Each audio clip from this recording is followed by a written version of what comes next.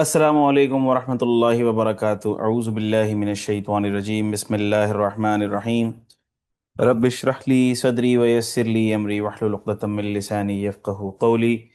बेटा, उम्मीद और दुआ करता हूँ आप लोग खैर व आफियत से होंगे, ठीक ठाक होंगे, खुशबाश होंगे, ज़िंदगी अच्छी गुजर रही होगी and you will be fully charge for your upcoming professional examinations इंशाल्लाह। ठीक है, उम्मीद कर रहा हूँ कि आप लोग फुली चार्ज अप होंगे। अच्छा बेटा, my name is Munir Mohammad Shafi and I will be your facilitator for the subject of advanced audit and assurance, जो ट्रिपल ए कहलाता है। इसी का प्रोफेशनल लेवल का पेपर है and it is considered to be a challenging examination. Triple A is a challenging examination.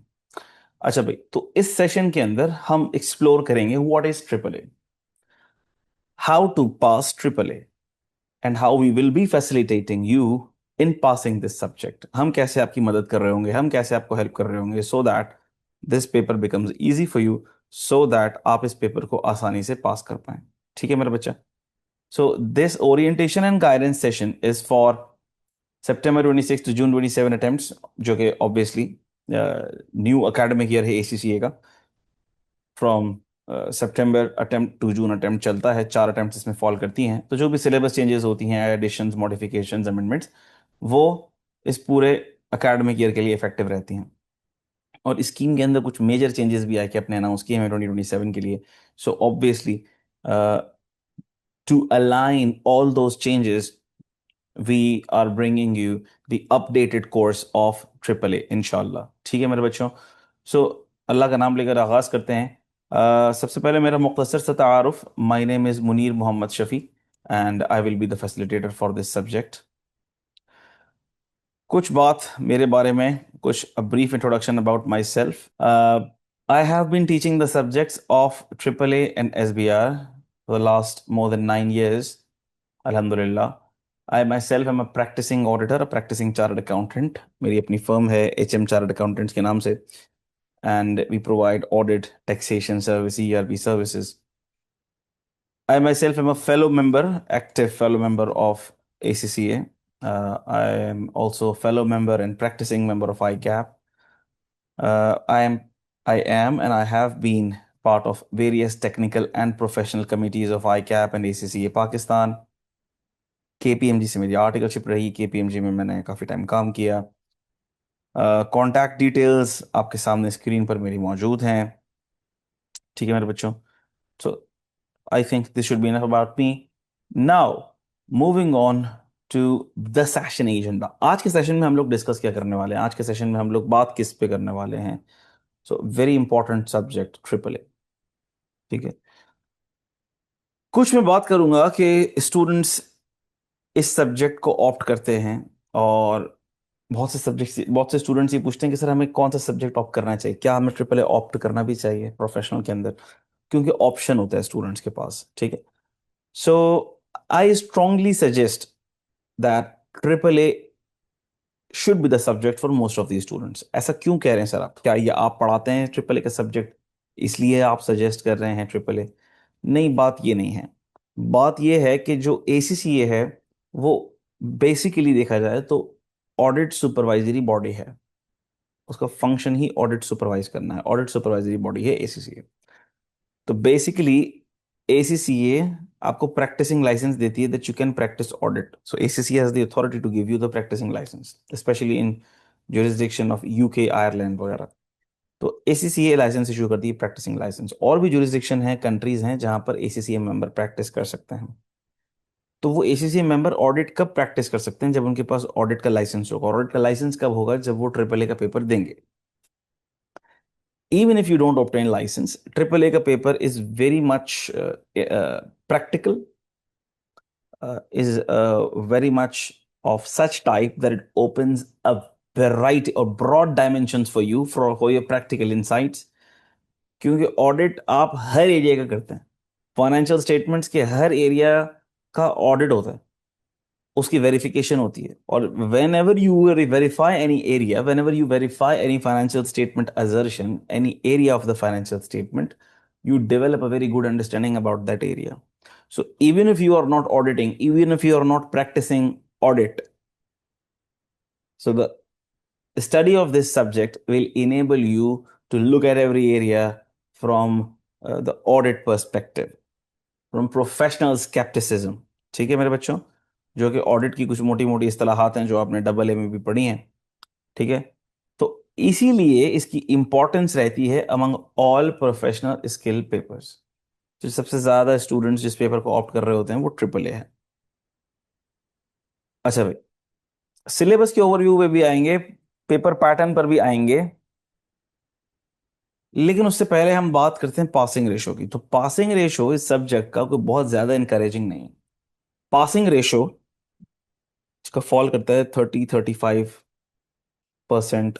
आमतौर पर यह रहता है, कभी कुछ थोड़ा ज्यादा भी हो जाता है, कभी कुछ थोड़ा कम भी, लेकिन आम रेंज ये है 33, 34, 35, इस तरह की पासिंग परसेंटेज रहती है इस पेपर की, which is not very encouraging.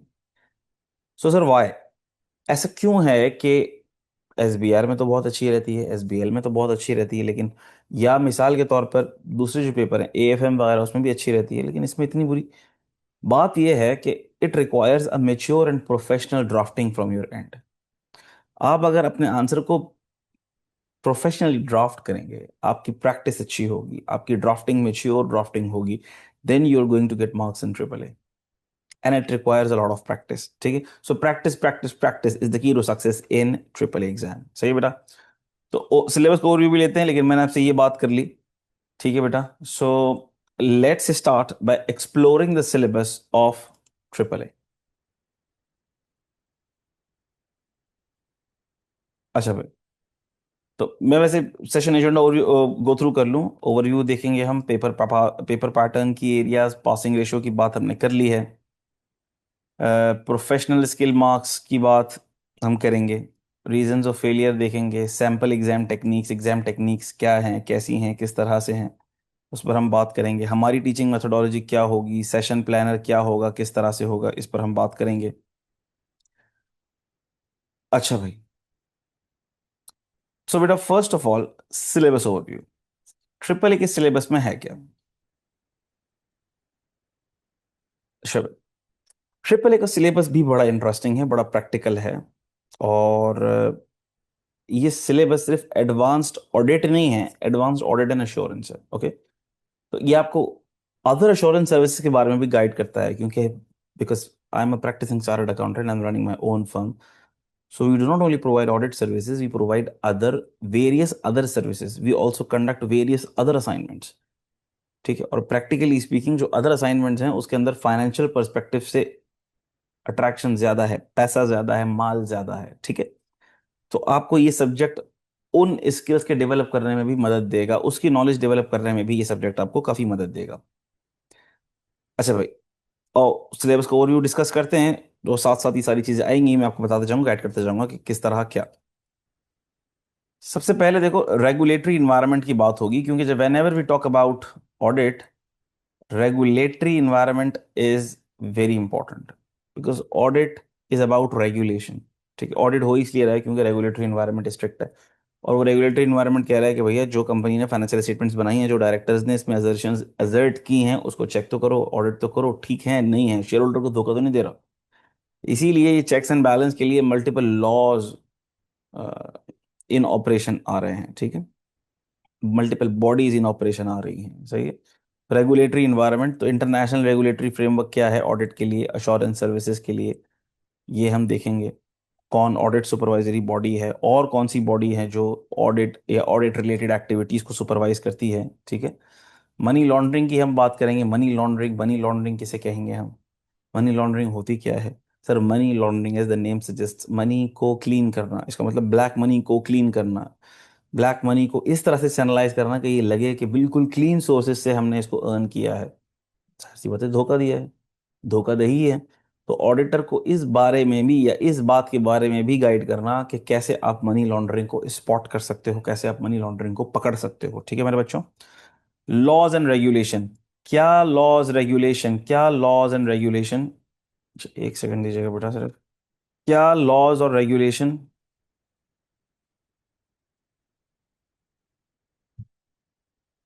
Mouse थोड़ा सा प्रॉब्लम कर रहा है।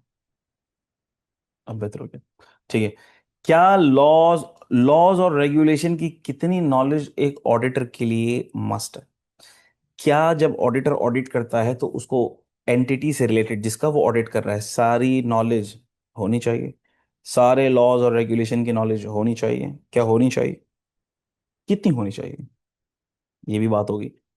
क्या प्रोसीजर्स ऑडिटर परफॉर्म करेगा लॉज और रेगुलेशंस की वायोलेशन को चेक करने के लिए? और ऐसे लॉज रेगुलेशन भी होंगे कि जिनकी वायलेशन से पेनल्टी भी इनकर हो सकती है। तो उस पेनल्टी की क्या लाइकलीहुड है, क्या कोई प्रोविजन रिक्वायर्ड है, और ये सारी चीज़ें ऑडिटर देखेगा। उसके लिए हमारे पास स्टैंडर्ड है। और वो स्टैंडर्ड हमें गाइड करता है कि ऑडिटर की क्या जिम्मेदारियां हैं। ठीक है, तो वो हम पढ़ेंगे, वो हम देखेंगे। बड़ा इंटरेस्टिंग स्टैंडर्ड है। अच्छा, इसमें से काफ़ी सारी बातें अपने डबल ए के लेवल पे पढ़ी हुई। Basics of auditing, regulator, laws and regulation भी पढ़ा हुआ है, तो यहाँ पे हम दोबारा पढ़ेंगे। अच्छा, यहाँ पर प्रोफेशनल लेवल, चूंकि प्रोफेशनल लेवल का एग्जामिनेशन है तो आपका लेवल, आपका यूँ समझ लें कि एक्सपर्टीज लेवल यहाँ पे बढ़ जाना चाहिए। ठीक है, आपका यहाँ पर प्रोफेशनल लेवल अचीव कर जाना चाहिए। ठीक है, now it's not a fundamental और skill level paper, it's a professional paper, so your professional approach will be the key to success, because here these all these standards will be tested in a larger question। पहला ही सवाल 50 marks का। ठीक है, और उस 50 marks के सवाल के अंदर बहुत सारे एलिमेंट्स बग इन होंगे, और आपको एक लार्जर सिनेरियो के अंदर जिसमें मल्टीपल एग्जिबिट्स गिवन होंगे, हम देखेंगे कैसे कैसे आता है क्वेश्चन कैसे आता है, हम देखेंगे। एक लार्जर एग्जिबिट के अंदर you will be required to apply all these standards. ठीक है मेरे बच्चों। अच्छा, आगे चलते हैं हम। Professional and ethical considerations, professional and ethical considerations learning objective B है, एथिक्स कह लो। तो सर क्या ये एथिक्स हमने पढ़ा हुआ है पहले? जी पहले पढ़ा हुआ है, आपने डबल ए के लेवल पे भी पढ़ा हुआ है, और ऑडिटर इंश्योरेंस का पेपर जो आपने पढ़ा है उस लेवल पर आपने इसको पढ़ा हुआ है। तो सर ये जो पेपर है, ये जो पोर्शन है, क्या ये वही पोर्शन दोबारा टेस्ट होगा? वो सारी नॉलेज भी, प्लस कुछ एडिशनल बातें भी आएंगी इसके अंदर, कुछ एडिशनल रिक्वायरमेंट्स भी आएंगी।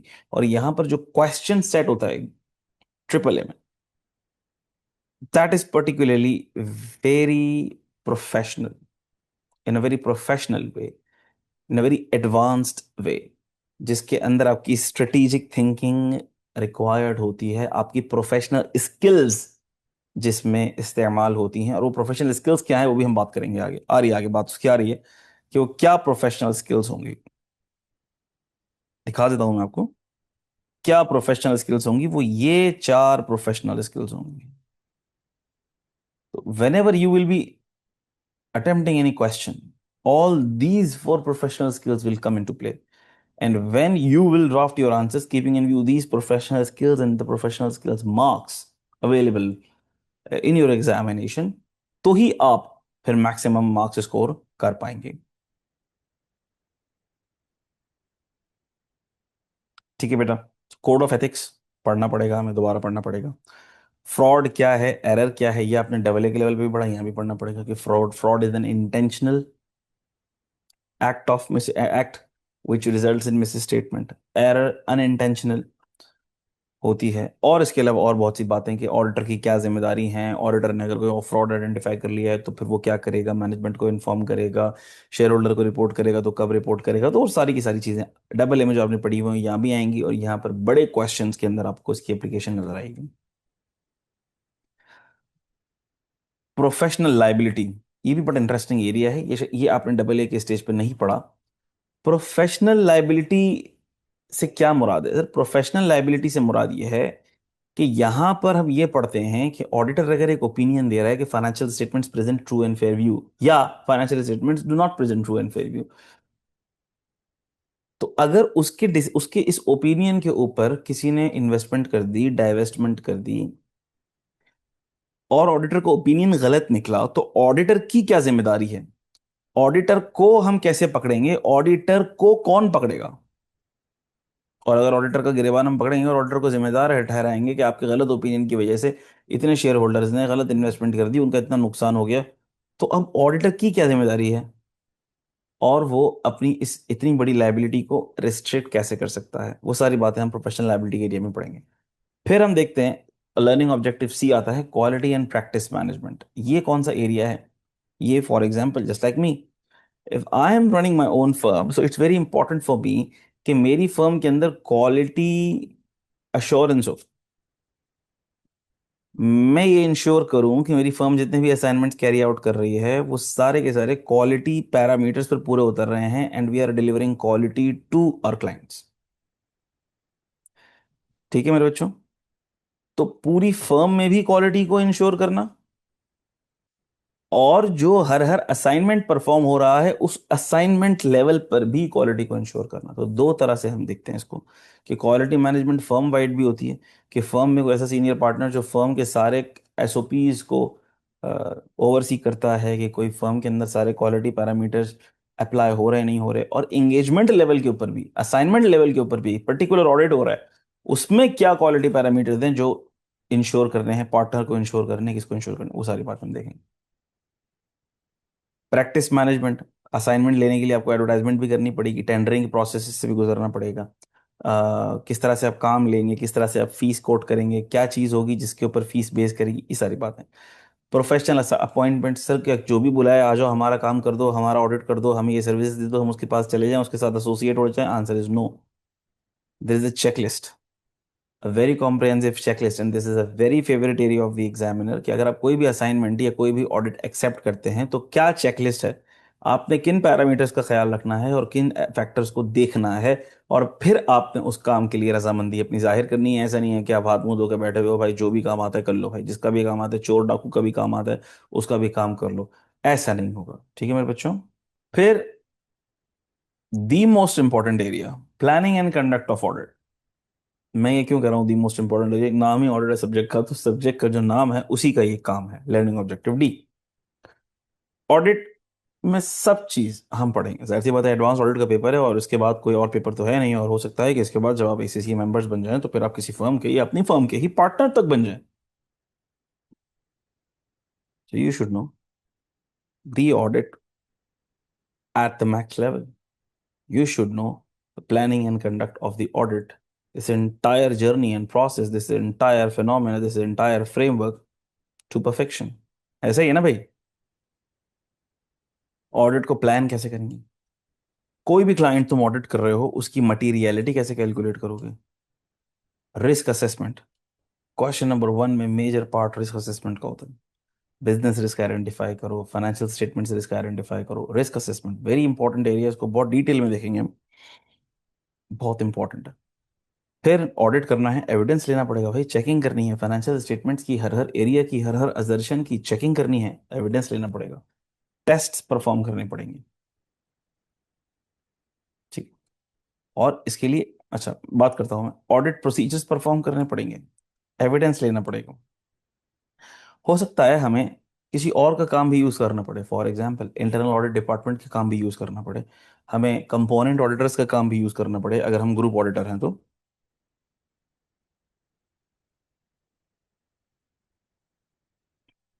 अगर हम पैरेट ऑडिटर हैं तो हमें कंपोनेंट ऑडिटर्स का काम भी यूज करना पड़ेगा। वो सारी की सारी चीजें using the work of others में आएंगी, एक्सपर्ट की मदद हमें खिदमात हासिल करनी पड़ सकती हैं। Group audits very interesting, double A के अंदर ये नहीं था, हम इंडिविजुअल या स्टैंड लोन फाइनेंशियल स्टेटमेंट्स देख रहे होते थे, लेकिन यहाँ पर ग्रुप ऑडिट्स, कि अगर हम ग्रुप ऑडिटर हैं तो हमें अब सब्सिडरीज के भी ऑडिट्स करना पड़ेंगे, सब्सिडरीज के नंबर्स पर भी ओपिनियन देना पड़ेगा, तो हमें क्या वहाँ जाकर ऑडिट कराना पड़ेगा, क्लोजिंग कैसे होगी, क्लोजिंग की एडजस्टमेंट्स कैसे होंगी, IFRS 3 की सारी कंसीडरेशंस कैसे कंप्लाई होंगी, वो सारी की सारी चीज़ें देखते हुए हमने ग्रुप ऑडिट्स को, ग्रुप ऑडिट्स से related auditing active group audits की एक्टिविटी को कैरी ऑन करना होगा। ठीक है मेरे बच्चों? So a very interesting area, very important area, and around 50% of your exam paper revolves around this area, 40 to 40%, around 40%। ठीक है?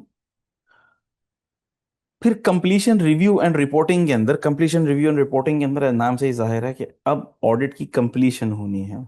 प्लानिंग, परफॉर्मेंस हो गई, इसमें प्लानिंग और परफॉर्मेंस हो गई, ये प्लानिंग, ये परफॉर्मेंस, ये कंप्लीशन। ठीक है बच्चों? तो डी में प्लानिंग परफॉर्मेंस दोनों, ई में कंप्लीशन है। कंप्लीशन में क्या क्या एस्पेक्ट्स आप ऑडिट के देखोगे, रिव्यू करोगे, इंश्योर करोगे, subsequent events, events after the reporting period. Reporting period यानी 31 दिसंबर के बाद, अगर 31 दिसंबर रिपोर्टिंग पीरियड है या 30 जून, उसके बाद क्या इवेंट्स हो रहे हैं और वो फाइनेंशियल स्टेटमेंट्स में उनका क्या इम्पैक्ट आएगा, और आपने उसको ऑडिट किस तरह से करना है। Okay, so very important. Going concern की इम्प्लीकेशन है तो आपने कैसे देखनी है, और क्या उस पर आपका ओपिनियन इम्प्लीकेशन क्या होनी चाहिए। कंप्लीशन स्टेप्स क्या होंगे, कंप्लीशन के प्रोसीजर्स क्या होंगे, फाइनल रिव्यू कैसे होगा, फाइनल रिव्यू में एनालिटिकल प्रोसीजर्स होंगे परफॉर्म। ऑडिटर रिपोर्ट क्या है और ऑडिटर्स की रिपोर्ट कितनी तरह की होती हैं, कब कौन सा ओपिनियन देना है। सर क्या कोई ऐसी रिपोर्ट्स भी हैं जो हमें दोस्त चार्ज विद गवर्नेंस को, बोर्ड ऑफ डायरेक्टर्स को देनी है, मैनेजमेंट को देनी है, कंट्रोल वीकनेसेस पे रिपोर्ट, या कोई और तरह की रिपोर्ट, वो भी हम इसमें देखेंगे। ठीक है मेरे बच्चों। और सारी modifications, scope limitation, qualified opinion, disclaimer, ये सारी की सारी बातें, एडवर्स ओपिनियन, ये सारी सारी बातें हम यहाँ देख रहे होंगे। ठीक है, ऑडिट रिपोर्टिंग वाले सेक्शन में। अच्छा भाई, फिर आ जाओ लर्निंग ऑब्जेक्टिव एफ पर, and this is about other assignments. ठीक है, this is about other assignments. और अदर असाइनमेंट्स मैंने आपको कहा कि भाई देखो, अब पैसा ऑडिट में कम, दूसरे असाइनमेंट्स में ज्यादा है। तो ऑडिट फर्म्स अब सिर्फ ऑडिट सर्विसेज प्रोवाइड नहीं करती, they provide a variety of services. ठीक है, जिसमें ये सारी की सारी चीजें आ जाती हैं। ऑडिट नहीं, ऑडिट रिलेटेड सर्विसेज देखेंगे क्या हो सकती हैं ऑडिट रिलेटेड सर्विसेज। खास असाइनमेंट, स्पेसिफिक असाइनमेंट, जैसे कि ड्यू डिलिजेंस। एक कंपनी दूसरी कंपनी को अक्वायर कर रही है, अब दूसरी कंपनी को अक्वायर करते वक्त उसने उसका पूरा शजरा निकालना है। उसने उसकी परफॉर्मेंस, चाहे वो फाइनेंशियल परफॉर्मेंस हो और ऑपरेशनल परफॉर्मेंस हो, हर चीज़ असेस करनी है। और ऑडिटर से बेहतर कौन बंदा हो सकता है जो उसको, टारगेट कंपनी की ये सारी चीज़ें असेस करके दे। फिर लिस्टेड कंपनीज के लिए आमतौर पर मल्टीपल जुरिस्डिक्शंस के अंदर या मैक्सिमम जुरिस्डिक्शंस के अंदर रिक्वायरमेंट होती है कि भैया 30 जून यानी कि मिड ऑफ द ईयर के ऊपर you have to get your interim financial information reviewed by the auditor. तो ऑडिट तो नहीं होता, रिव्यू होता है। रिव्यू का स्कोप भी ऑडिट जितना नहीं होता, उसके प्रोसीजर्स भी ऑडिट जितने नहीं होते, उसका ओपिनियन भी नेगेटिव ओपिनियन होता है। हम सब देखेंगे इसके अंदर क्या होगा। Prospective financial information, future financial information, future financial information. अगर कोई कंपनी बजट बना रही है, फोरकास्ट बना रही है लोन लेने के लिए, गवर्नमेंट को देने के लिए, शेयर होल्डर्स को, समझ रहे हैं आप, मंजन बेचने के लिए, शेयर होल्डर्स को सब बाग दिखाने के लिए, तो फिर हमने उस नंबर्स के ऊपर किस तरह के प्रोसीजर्स परफॉर्म करने हैं। और अगर तो क्लाइंट कह रहा है कि भैया इस पे मुझे ओपिनियन दो, मैं आपके ओपिनियन को इसमें पब्लिश करना चाह रही हूँ, आप इस प्रोस्पेक्टिव फाइनेंशियल इंफॉर्मेशन पर अपने ओपिनियन दो, तो हमने कहा उसके लिए क्या इम्प्लीकेशंस हैं, रिपोर्ट का फॉर्मेट क्या है। ठीक है, फॉरेंसिक्स, फ्रॉड इन्वेस्टिगेशंस के ऊपर अगर ऑडिटर को इन्वॉल्व किया जा रहा है, हमें इन्वॉल्व किया जा रहा है, फर्म को हमारी इन्वॉल्व किया जा रहा है, तो उसके लिए क्या प्री रेक्विजिट्स होंगे। Audit of performance information in public sector, public sector organisation के अंदर परफॉर्मेंस ऑडिट्स भी होता है। परफॉर्मेंस, अगर एक एंटिटी है उसकी जो परफॉर्मेंस चल रही है उस गवर्नमेंट सेक्टर के अंदर, पब्लिक सेक्टर के अंदर परफॉर्मेंस के भी ऑडिट्स होंगे। ठीक है, क्योंकि वहां पर मसले मसाइल रहते हैं कि लोग काम नहीं करते भाई, पब्लिक सेक्टर के अंदर मसले मसाइल होते हैं, लोगों की प्रोडक्टिविटी इतनी नहीं होती है, तो audit of performance information, performance information का भी ऑडिट हो सकता है। सस्टेनेबिलिटी, ठीक है भाई, ये this is the talk of the town now days. Sustainability, sustainability, आज ये बात हो रही है, सस्टेनेबिलिटी के स्टैंडर्ड्स भी आ चुके हैं, सस्टेनेबिलिटी की रिपोर्ट्स आ चुकी हैं। और बीइंग ऑडिटर, अभी एक बहुत बड़ा वाइड स्कोप या एरे ऑफ स्कोप खुल रहा है ऑडिटर्स के लिए कि वो सस्टेनेबिलिटी के ऊपर अपने ओपिनियंस दें। कंपनी सस्टेनेबिलिटी रिपोर्ट प्रेजेंट करेगी and auditor will be giving assurance on that sustainability report. उसके लिए ऑर्डर को पता तो होना चाहिए ना भाई, सस्टेनेबिलिटी के एलिमेंट्स हैं क्या, उसके ऊपर आपने क्या वेरिफिकेशन करनी है और उस पर आपने किस तरह से रिपोर्ट देनी है। ठीक है, तो सस्टेनेबिलिटी की बातें तो आपने कर ली, इसका मतलब समझ नहीं आया भाई। मतलब बड़ा आसान है। एक एंटिटी अगर किसी सोसाइटी में ऑपरेट करके अपने ऑपरेशंस को कंडक्ट कर रही है, तो जाहिर सी बात है उसके ऑपरेशंस से बहुत सी चीज़ें अफेक्ट होती हैं। अगर वो मैन्युफैक्चरिंग कर रही है, कोयले को जलाकर अपने प्लांट चला रही है, उससे गैसेज एमिट हो रही हैं, फ्यूल की वजह से गैसेज एमिट हो रही हैं, इन्वायरमेंट को गंदा कर रही हैं, तो फिर वो एंटिटी उस इन्वायरमेंट को क्लीन करने के लिए क्या स्टेप्स कर रही है। अगर उसके ऑपरेशंस के अंदर लेबर इस्तेमाल हो रही है और लेबर दिन दिन रात एक कर रही है और उनकी सेहत भी खराब हो रही है, तो उनकी फलाह व बहबूद के लिए वो एंटिटी क्या कर रही है। क्लाइमेट की बेहतरी के लिए क्या कर रही है, गैसेस एमिशन के लिए, एनवायरमेंटल पोल्यूशन के लिए क्या कर रही है, ठीक है। Charity, employ health, school, hospitals, society को कितना पे बैक कर रही है, कैसे, एनवायरमेंटल, सोशल, गवर्नेंस, ठीक है। इन सब चीजों के ऊपर एंटिटी के क्या स्टेप्स हैं और उसने क्या पर प्रोग्रेस की है, उसकी क्या परफॉर्मेंस है, वो एंटिटी आपको बताएगी। हाँ, बता तो एंटिटी देगी सर, लेकिन रिव्यू या ऑडिट कौन करेगा, उसको ऑडिटर करेगा, ठीक है। उसके ऊपर क्या रिपोर्टिंग होगी, वो सारी बातें, करंट इश्यूज क्या चल रहे हैं, एथिकल डेवलपमेंट्स क्या चल रही हैं, सस्टेनेबिलिटी, मैंने बताया आपको, न्यू वर्ल्ड ऑर्डर, उसके ऊपर क्या डेवलपमेंट्स चल रही हैं, और अगर कोई करंट इशू, उसके ऊपर बातें होंगी। प्रोफेशनल स्किल्स वेरी इंपॉर्टेंट, और आप शुरू में आपने देखा होगा प्रोफेशनल स्किल्स के 20 मार्क्स, कितने मार्क्स, 20 मार्क्स। अब देखो, यहाँ पर मैंने क्लियरली मेंशन किया है प्रोफेशनल स्किल मार्क्स कितने हैं, 20 मार्क्स। अच्छा, पहले की बात बता रहा हूँ मैं,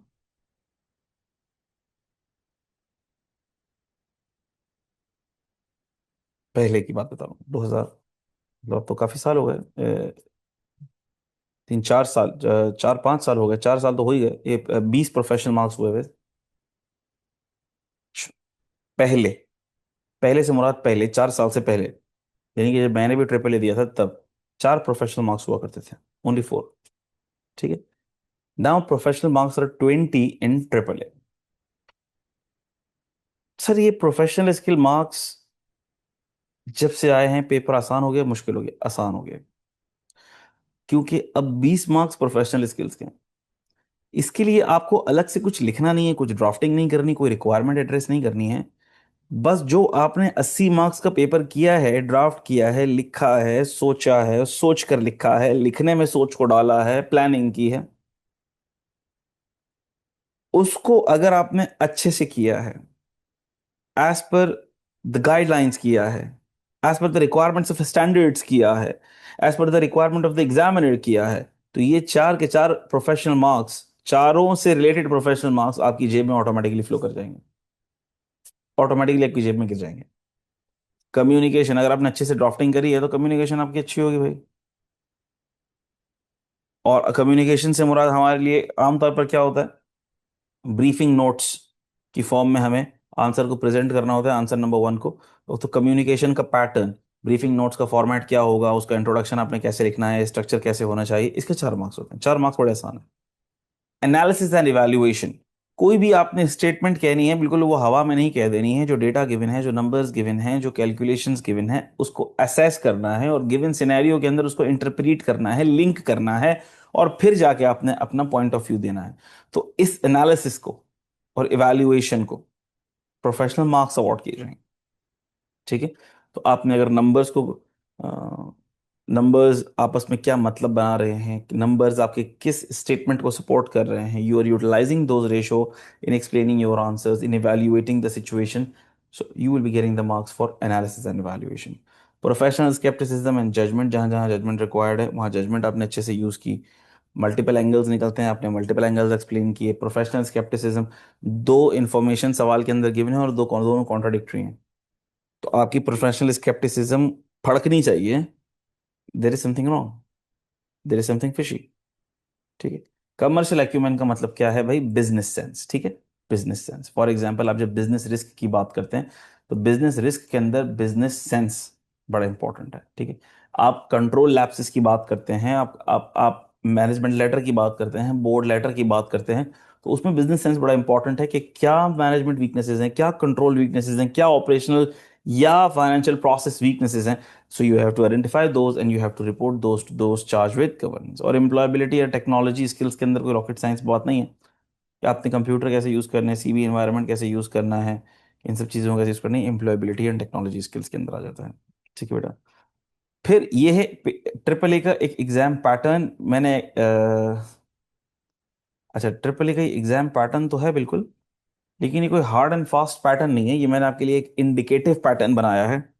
जरूरी नहीं है कि इसी तरह से एग्जाम में आए, लेकिन ये इंडिकेटिव पैटर्न ट्रिपल ए के एग्जाम का यही रहता है।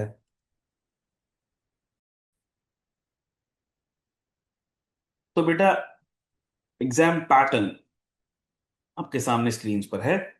क्या है एग्जाम पैटर्न, पहला सवाल, दूसरा सवाल, तीसरा सवाल। पहला सवाल 50 मार्क्स, 40 + 10 प्रोफेशनल मार्क्स। दूसरा सवाल 25 मार्क्स, 20 + 5 प्रोफेशनल मार्क्स। और तीसरा सवाल 25 मार्क्स, 20 + 5 प्रोफेशनल मार्क्स।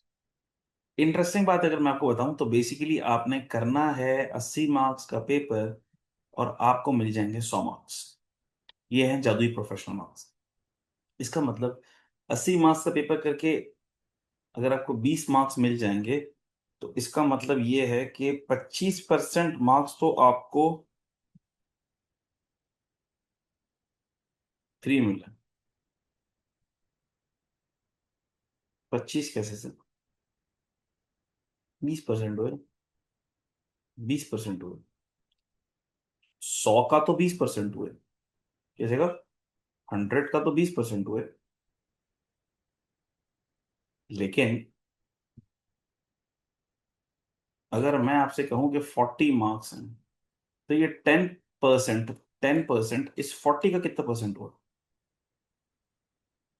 25%। क्या ख्याल है? यूं देखो ना इसको। अब ये क्यों देख रहे हो? 100 का 20%, 20 मार्क्स, 20% मार्क्स प्रोफेशनल मार्क्स है।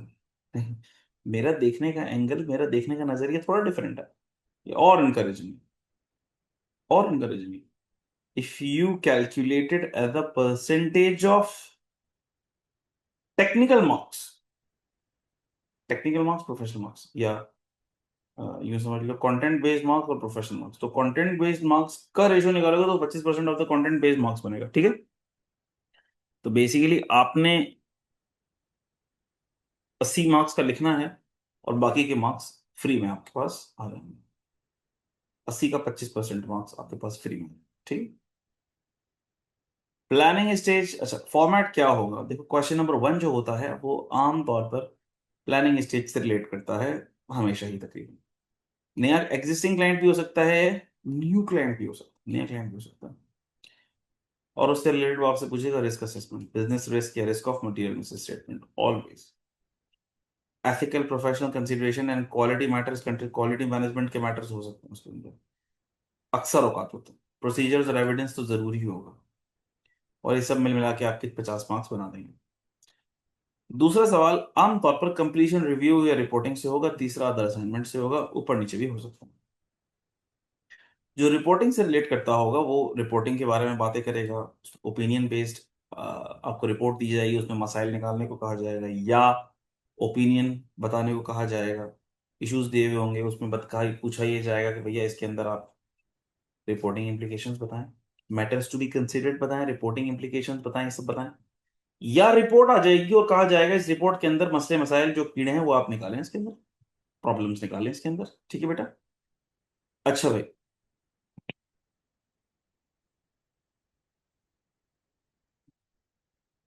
तो बेटा शायद मेरी आवाज़ का कुछ मसला रहे तो मैं दोबारा से जो मैंने बातें की उसको मैं ज़रा दोबारा रिपीट कर दूं, शायद मेरी वॉइस का मसला रहा। मैंने आपसे ये कहा कि पेपर पैटर्न आमतौर पर ट्रिपल ए का एग्जाम पैटर्न इस तरह से है, आमतौर पर नहीं, हमेशा ही 3 क्वेश्चन होंगे। 50, 25, 25। 40 कंटेंट बेस्ड, 10 प्रोफेशनल मार्क्स। मैंने आपको कहा आप 100 का परसेंटेज लोगे तो 100 का तो 20%, 20 marks.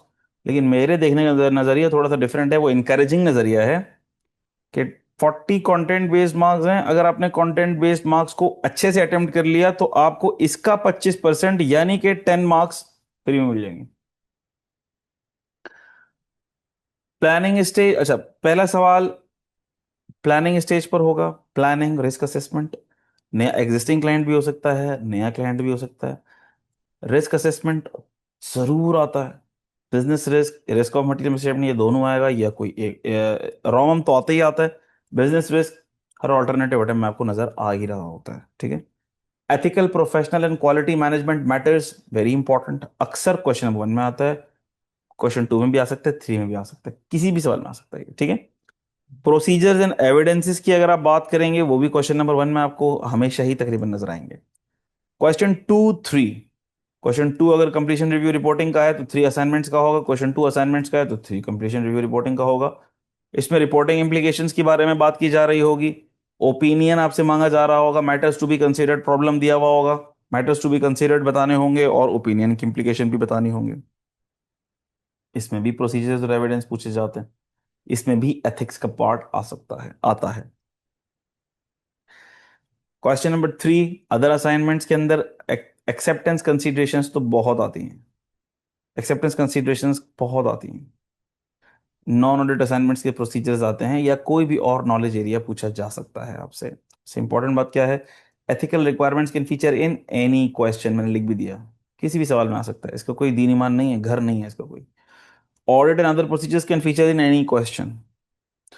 Other standards requirement are also tested periodically. This is just an indicative grid and selective studies are highly discouraged.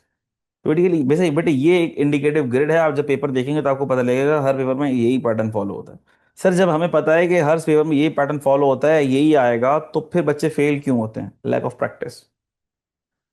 Procedures भी वही रिपीट हो रहे होते हैं, रिस्क्स भी वही रिपीट हो रहे हैं। एक बात लैक ऑफ प्रैक्टिस है, और दूसरी बात है लैक ऑफ स्टैंडर्ड नॉलेज।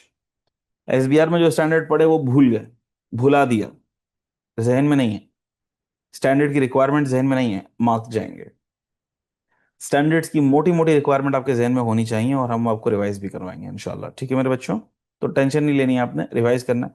मोटी मोटी रिक्वायरमेंट्स, निटी ग्रिटीज में नहीं, छोटी छोटी चीज़ों में आके आपका एसीसी का एग्जामिनर नहीं जाएगा, लेकिन ब्रॉड रिक्वायरमेंट्स आपको स्टैंडर्ड्स की पता होनी चाहिए। ठीक है मेरे बच्चों, तभी आप ये सवाल कर पाओगे, चाहे ये सवाल हो, चाहे कंप्लीशन रिव्यू रिपोर्टिंग का सवाल हो।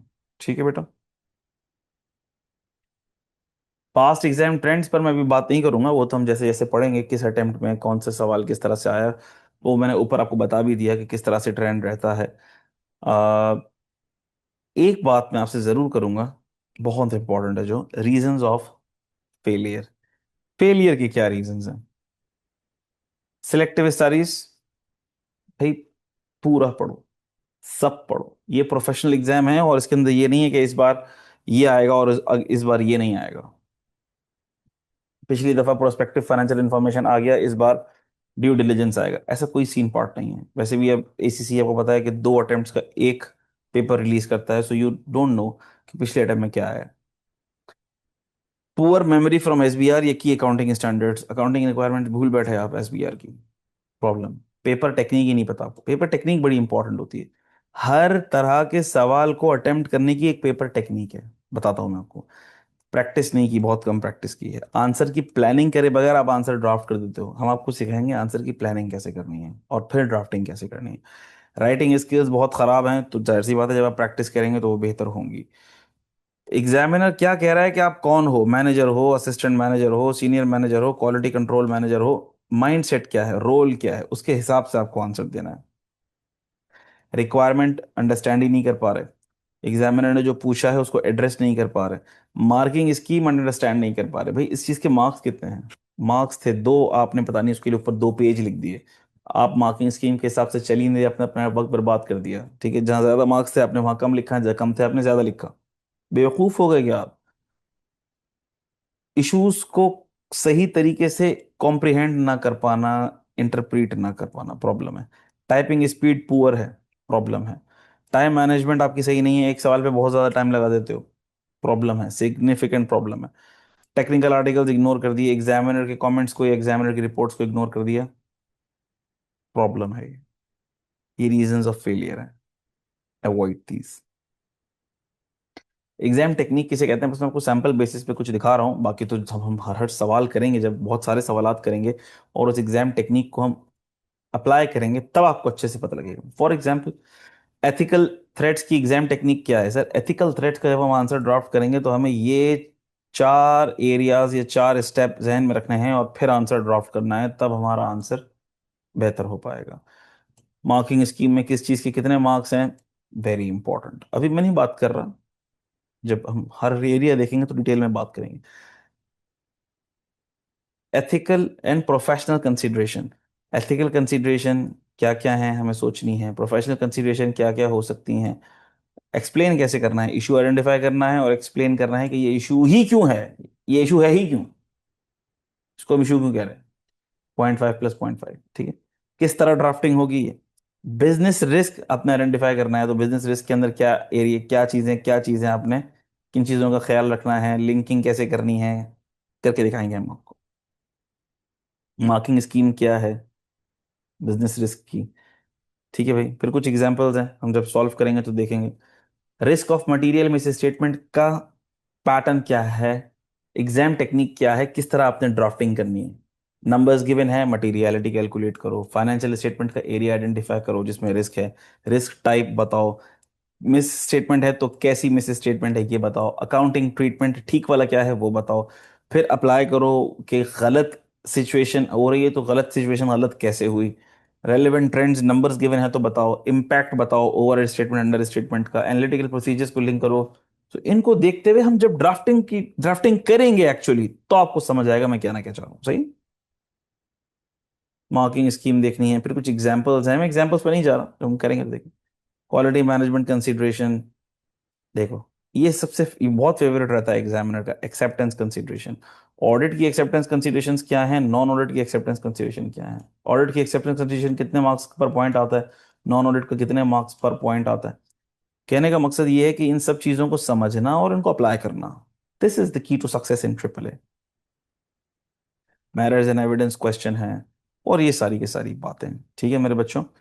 सो बाहर तौर, ऑडिट प्रोसीजर्स आपने किस तरह रिकॉल करने हैं उसकी क्या टेक्निक है, ऑडिट एविडेंस आपने किस तरीके से रिकॉल करने हैं उसकी क्या टेक्निक है, ड्राफ्टिंग कैसे करनी है, ये सारी की सारी बातें इंशाल्लाह हम आपको एक्सप्लेन करेंगे, पढ़ाएंगे, बताएंगे, समझाएंगे अल्लाह के हुक्म से बहुत अच्छे से। ये चीज़ मैं आपको बता दूं कि हमारी टीचिंग मेथोडोलॉजी में क्या चीज़ है। इंशाल्लाह हमारे वीकली लाइव सेशन होगा, एटलीस्ट एक लाइव सेशन होगा जिसमें हम प्रैक्टिस भी कर रहे होंगे। रिकॉर्डेड सेशंस आप लोगों के लिए अवेलेबल किए जाएंगे, कॉन्सेप्चुअल वीडियोस आपके लिए अवेलेबल की जाएंगी।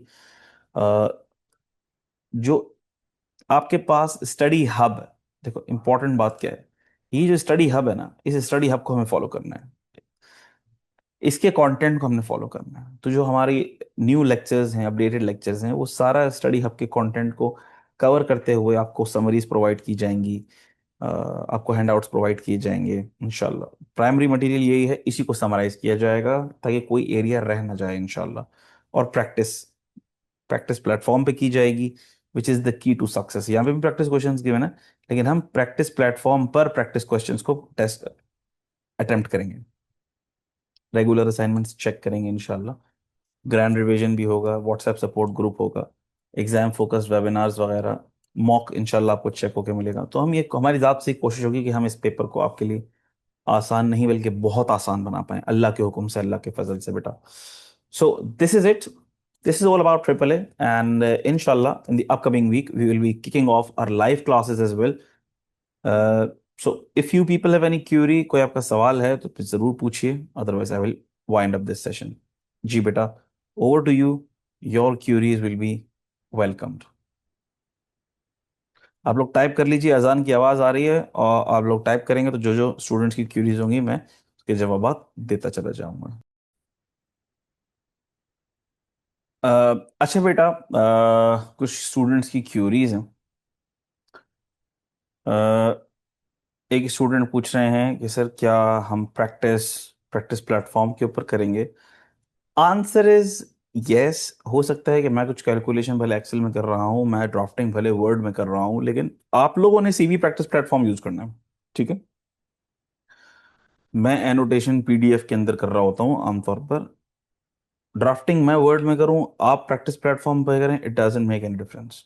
पेपर आपने देना है, so you should be very well versed on practice platform. ठीक है बच्चों। अच्छा, एक स्टूडेंट का सवाल ये है कि सर क्या हमें फीडबैक मिलेगा हमारे असाइनमेंट्स पर। Answer is yes, you will get your feedback, you will get the feedback on your assignments इंशाल्लाह। मॉक आप अटेम्प्ट करेंगे, मैं खुद चेक करके उस पर फीडबैक दूंगा, and I give detailed feedback on mock. Are you getting this? You will get detailed feedback on your mock exam, inshallah.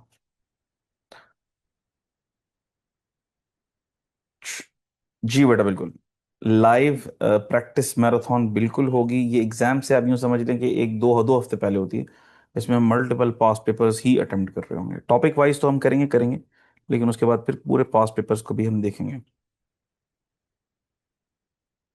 Ji, weekly class का टाइम इंशाल्लाह आपको कम्युनिकेट कर दिया जाएगा। अ, कम से कम एक लाइव सेशन जरूर होगा जिसके अंदर हम कोशिश करेंगे कि प्रैक्टिस करें, कॉन्सेप्चुअल एरिया आपको पहले से हम दे देंगे पोर्टल के ऊपर, रिकॉर्डेड वर्जन में। और प्रैक्टिस जो सेशन होगा वो हमारा लाइव होगा, या अगर दोनों लाइव हो सकेंगे तो दोनों लाइव करेंगे। It will depend upon the availability, but at least one live class will be there every week इंशाल्लाह।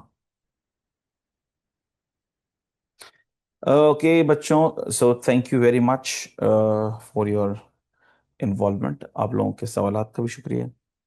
रिसोर्सेज, जो जो काम हम कर रहे होंगे, सवाल को सॉल्व कर रहे होंगे, समरीज होंगी, चार्ट्स होंगे, स्टडी हब की समरीज होंगी, वो सारी की सारी एक फोल्डर के अंदर प्लेस करूंगा मैं, और उसका लिंक आपसे शेयर कर दूंगा। So you will be having ready access on that folder इंशाल्लाह। अल्लाह की ज़ात से उम्मीद है कि इंशाल्लाह हम इस सब्जेक्ट को आपके लिए ज़्यादा से ज़्यादा आसान बना सकें, और आप आपकी अपकमिंग अटेम्प्ट के अंदर ना सिर्फ इस पेपर में पास हो, हमारी अल्लाह से दुआ है, बल्कि अपने तमाम पेपर्स में पास हों। और अल्लाह पाक आपको ना सिर्फ पेपर्स में बल्कि दुनिया आखिरत के हर इम्तिहान में कामयाब फरमाए इंशाल्लाह। So do remember me and your other teachers in your prayers. Thank you very much. may Allah bless you, may Allah bless you all, take care a lot. मुलाकात होती है आप लोगों से इंशाल्लाह। Thank you so very much. अस्सलाम वालेकुम वरहमतुल्लाहि वबरकातुहू।